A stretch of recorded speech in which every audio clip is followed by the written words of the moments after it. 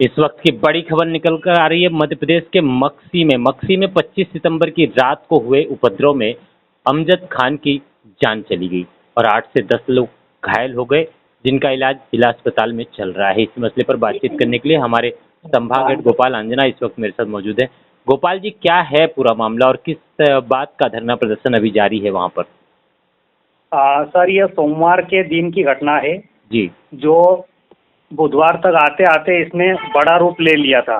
जी दो पक्षों के बीच में विवाद हुआ था, जो कि प्रथम दृष्टया सदस्यता अभियान को लेकर ये शुरुआत हुई थी और बाद में चौराहे पर इस पर बहस हुई और दो पक्षों के बीच में मारपीट हुई। मारपीट के दौरान यह घटनाक्रम पूरा एक उपद्रव के रूप में बदल गया और देखते ही देखते पक्षों में पत्थरबाजी शुरू हो गई, जिसमें एक व्यक्ति की जान भी चली गई। वहीं एक व्यक्ति गंभीर रूप से घायल है, जिसे इंदौर हॉस्पिटल में जिसका इलाज चल रहा है। जी पुलिस द्वारा मामले में एफआईआर की गई है। मृत्यु के संबंध में धाराओं में प्रकरण दर्ज किया गया है। जी वहीं आज घटना के तीसरे दिन पूर्व मुख्यमंत्री दिग्विजय सिंह मक्सी पहुंचे हैं और उन्होंने मृतक के परिवार के घर पहुंचे और जिसके बाद वो मक्सी सर्किट हाउस पहुंचे, जहां पर उन्होंने पत्रकारों से चर्चा की और घटना को लेकर विस्तार से उन्होंने चर्चा की, जिसमें उन्होंने प्रत्यक्ष रूप से मक्सी थाना प्रभारी और ताजापुर पुलिस अधीक्षक पर उन्होंने आरोप लगाए और घटना की जिम्मेदार इनको बताया। जी गोपाल जी, आपको ऐसा नहीं लग रहा कि अब इस मसले पर पूरी राजनीति हो रही है? कांग्रेस अपनी राजनीति कर रही है और बीजेपी का जो सरकार है वहाँ पे वो अपना रुख अपनाए बैठी है, तो क्या लगता नहीं कि आम जनता इसमें सिर्फ पिस रही है? सर देखिए कि 3 दिन से मक्सी की जो स्थिति है वो बिल्कुल सामान्य बनी हुई है, किंतु लोग घरों में सिमटे हुए हैं, स्कूल बंद हैं, बाजार बंद है। कहीं ना कहीं लोगों के बीच एक डर सा माहौल बना हुआ है। वहीं पुलिस प्रशासन जो है लगातार अपनी नजरें बनाए हुए हैं और काफ़ी पुलिस फोर्स उज्जैन संभाग के कई जिलों से मक्सी में अपना डेरा डाले हुए हैं और स्थिति को काबू में है। जी गोपाल जी, आपको क्या लगता है कि वहाँ पे जिस तरह से कांग्रेस के पूर्व मुख्यमंत्री दिग्विजय सिंह पहुँचे और राजनीतिक लोगों का पहुँचना सिलसिला जारी है, ऐसे में वहाँ का माहौल जो है वो संयमित रहेगा या और बिगड़ेगा? किस तरह का माहौल आपको नज़र आ रहा है वहाँ पे? सर अभी जो है पुलिस ने पूरा यहाँ पर स्थिति को नियंत्रण में कर रखा है। प्रशासन पूरे टाइम एक्टिव है और हर गतिविधि पर नज़र बनाए हुए हैं। धारा 163 भी लगी हुई है, जिसका पालन पुलिस प्रशासन द्वारा कराया जा रहा है। और अभी जो दिग्विजय सिंह मक्सी पहुँचे हैं, उन्होंने भाजपा सरकार और घटना से जुड़े लोगों पर उन्होंने काफ़ी चर्चा उन्होंने की है पत्रकार साथियों के साथ। जी चलिए, मामले पर आप निगाह बनाए रखिए गोपाल जी, लौटेंगे और अधिक जानकारी लेंगे। तब तक के लिए बहुत बहुत धन्यवाद आपका। जी, नियम और कानून का पालन करें तो उन्हें तत्काल प्रताड़ित किया जाता है। अभी एक उदाहरण मैं आपको देता हूं रतलाम का। रतलाम में जुलूस में कहीं किसी मुस्लिम ने पत्थर नहीं फेंका,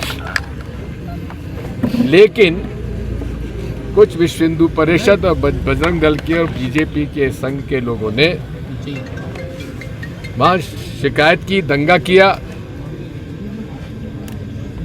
और उस पर उन्होंने दंगा फसाद फैलाने का पूरा प्रयास किया। लेकिन मैं बधाई देता हूं तत्कालीन एसपी साहब को, जिन्होंने पूरा रिकॉर्ड देखा और उसमें कहीं उनको प्रमाण नहीं मिला कोई भी मुसलमान कहीं पत्थर फेंक रहा हो। और जिसके कारण फिर जिन लोगों ने वहां उत्पात किया उन्होंने उनको गिरफ्तार किया, कार्रवाई की। उसका हश्र क्या हुआ, उन्हें 24 घंटे के अंदर रात को 12 बजे उनको वहां से स्थानांतरित कर दिया गया। जो ईमानदारी से, जिसने निष्पक्षता से संविधान, नियम और कानून का पालन किया, उस पुलिस अधीक्षक को मुख्यमंत्री जी ने दबाव में आकर स्थानांतर कर दिया। अब इस प्रकार का उदाहरण होगा तो कौन पुलिस अधिकारी कर्मचारी ये काम ईमानदारी से करेगा। अब यहाँ के टीआई साहब के बारे में बताया जाता है, भीम सिंह पटेल, कांग्रेस सरकार आती है तो दुम हिलाते कांग्रेस के पास पहुंच जाते हैं। राम मंदिर का जुलूस निकला तो बताया गया कि टीआई साहब ने डमरू बजाते हुए उसमें भाग लिया। उसका वीडियो हमारे एक पत्रकार साहब के पास है, उनको मैं बधाई देता हूँ, उन्होंने साहस दिखा के ये कार्य किया। अब ये घटना पे मैं आता हूँ। भारतीय जनता पार्टी का मिस्ड कॉल करो और भाजपा का सदस्य बनो। तो समीर नाम का एक मुस्लिम लड़का जो कि दबाव में भाजपा को चला गया और भाजपा के जो उल्टे सीधे धंधे चल रहे हैं यहाँ पर एजेंटी के और एजेंटी के आसपास के शराब के, उसमें शामिल हो गया और उसने अनीस को कहा कि भाई तू भाजपा का मेंबर बन जा, तू यहाँ आ जा। तो गया कि भाई क्या बात है कि तू बन जा मेंबर। उसने कहा मैं तो नहीं बनता मेंबर, भाजपा को क्यों बनूं। तो उसने कालू पटेल हमारे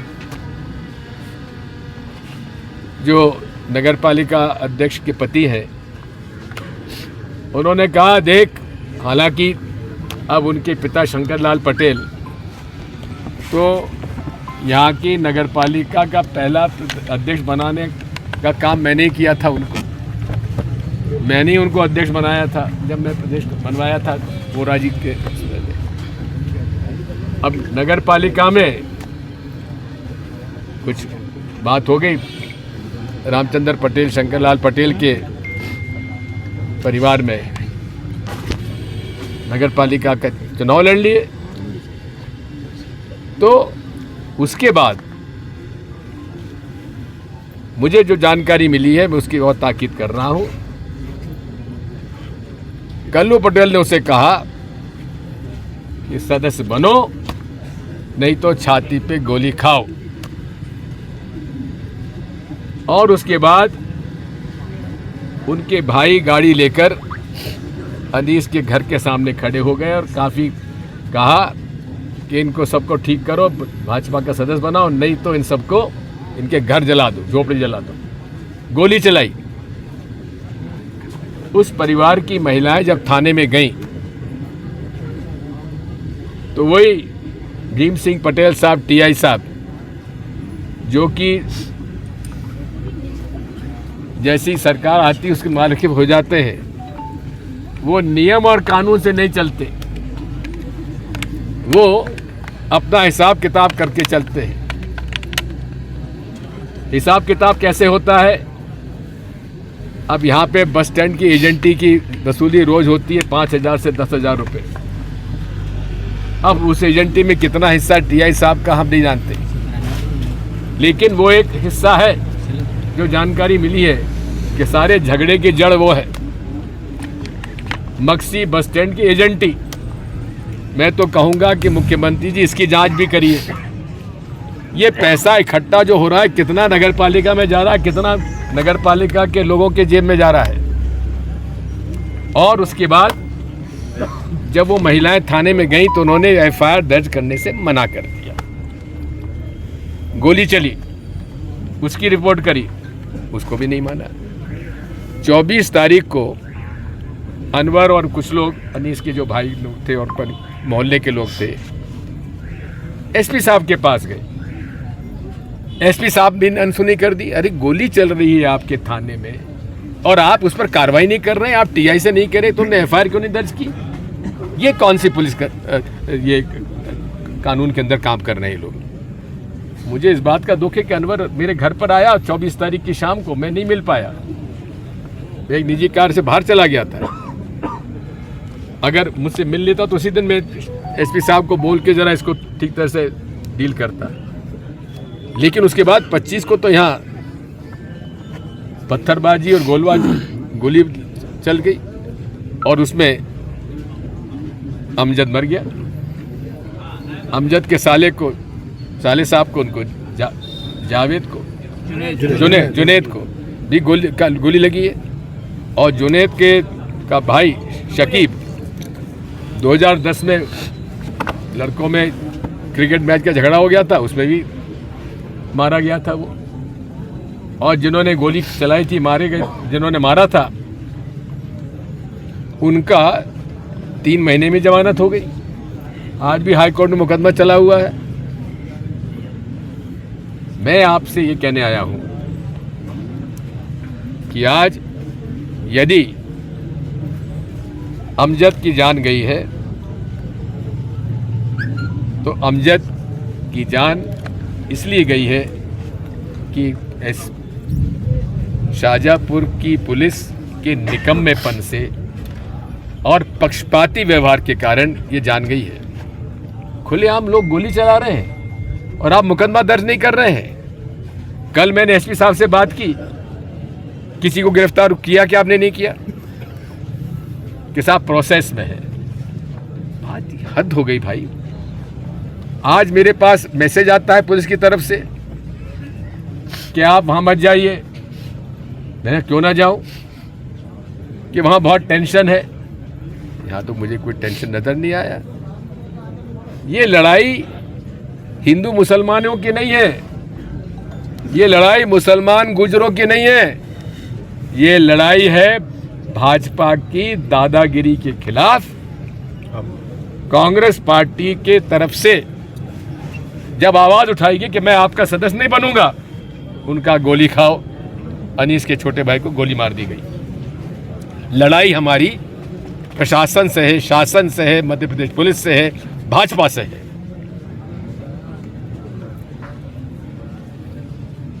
और तो और पुलिस की तरफ से एक और मैसेज आया कि साहब मत जाइए, सारे गुजर आप भाजपा में चले जाएंगे। अरे मैंने कहा ये गुजर क्यों चले जाएंगे? आज हुक्म सिंह करार की तबीयत ठीक रहती तो आज ये घटना ही नहीं होती उनके रहते हुए। तो साथियों, मैं इस पूरी घटना की जिम्मेदार और जवाबदारी एसपी शाहजहाँपुर और टीआई मक्सी पर करता हूं और इनके खिलाफ सरकार को कार्रवाई करना चाहिए। सुप्रीम कोर्ट ने गाइडलाइन दी हुई है 2018 से किस तरह से इसको कंट्रोल करना चाहिए, लेकिन यहाँ तो भारतीय जनता पार्टी के गुलाम की तरह काम कर रही है पुलिस। उनके लिए नियम नहीं है, कानून नहीं है, संविधान नहीं है। अरे भाजपा के कार्यकर्ता हट दे, टीआई को हट दे, इस तरह की लैंग्वेज यूज कर रहे हैं। करते हैं कि नहीं करते हैं? करते हैं। ये इस तरह से पुलिस चलेगी क्या? कौन की हिम्मत होगी पुलिस की? सबका हिस्सा बना हुआ है, पूरे प्रदेश को बर्बाद कर दिया भारतीय जनता पार्टी ने। एक भी भ्रष्टाचार का प्रकरण बताओ जो भारतीय जनता पार्टी के राज में किसी के खिलाफ कार्रवाई हुई हो? खुलेआम लूट मची हुई है, धंधा हो रहा है, दलाली चल रही है।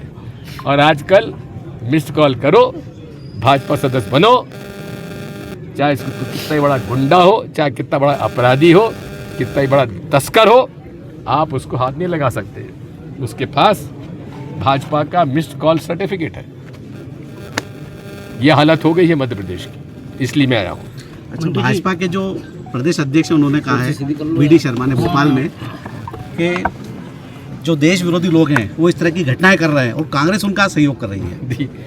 देश विरोधी जी ना, तो ये बात वो है, वी.डी. शर्मा जी और शिवराज सिंह चौहान मेरे खिलाफ उन्होंने बयान दोनों ने दिया, आतंकी है दिग्विजय सिंह। तो मैं शिवराज सिंह चौहान के राज में थाने में गया कि साहब मैं अगर आतंकी मुझे गिरफ्तार करो, तो टीआई वहाँ बोले कि साहब आप पर कोई मुकदमा नहीं है। तो मैंने कहा फिर ये झूठ क्यों बोलता मुख्यमंत्री उस समय का शिवराज सिंह चौहान।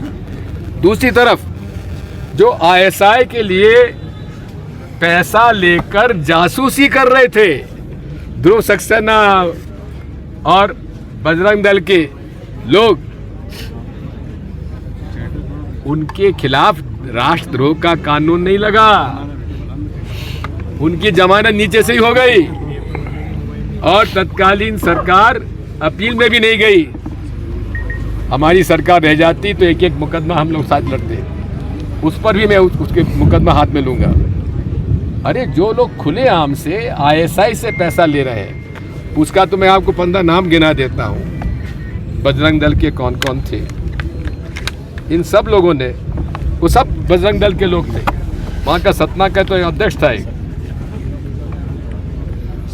तो ये सारे के सारी उनके खिलाफ आज तक कार्रवाई नहीं हुई। और मोदी जी पाकिस्तान, हमसे कहते हैं दिग्विजय सिंह पाकिस्तान जाओ, हम तो नहीं गए, लेकिन मोदी जी तो गए थे बिरयानी खाने के लिए। उनसे किसी ने क्यों नहीं पूछा?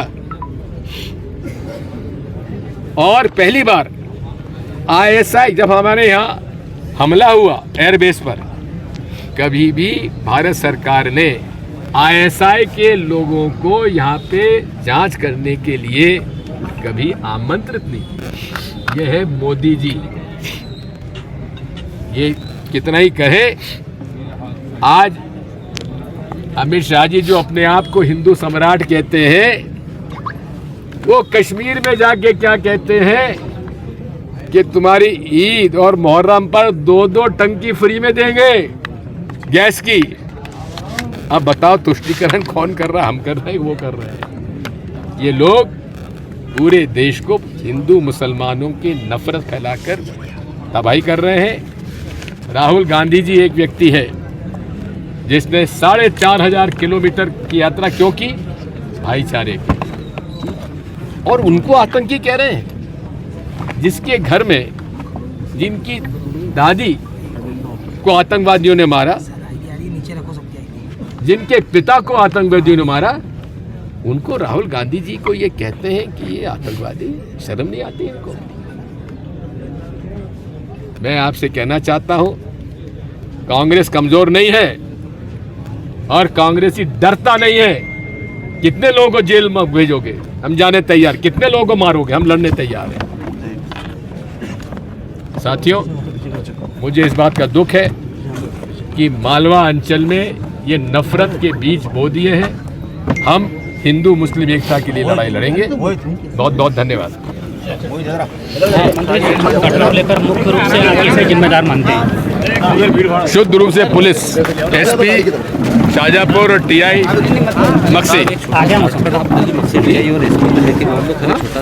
मक्सी के मामले को लेकर खाली जरा सा एक हो जाए, ये आईडी सही नहीं है। बंद कमरे में प्रशासनिक अधिकारियों से चर्चा की गई है, किस प्रकार का आश्वासन दिया गया है? मैंने कोई चर्चा नहीं की। अभी कमरे में नहीं, कमरे में वो चाहिए कोई पुलिस। घटना के बाद 1 मिनट रुकना जी, खाली 1 मिनट में मक्सी को लेकर बात ये है, मक्सी की जो घटना है वो शुद्ध रूप से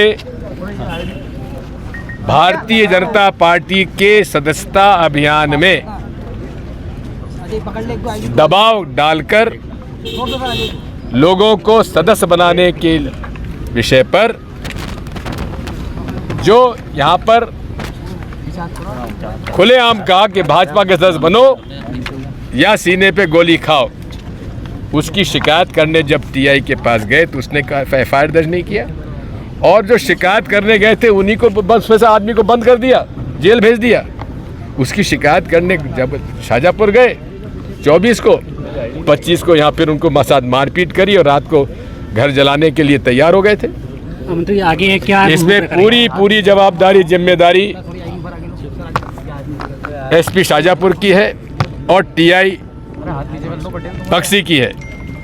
मैं अनुरोध करता हूं मुख्यमंत्री जी से कि इन दोनों को यहां से हटाकर यहां पर न्यायिक जांच कराई जाए इस पूरी घटना की। आगे कांग्रेस की क्या कार्रवाई रहेगी? लड़ाई लड़ेंगे और जीतेंगे।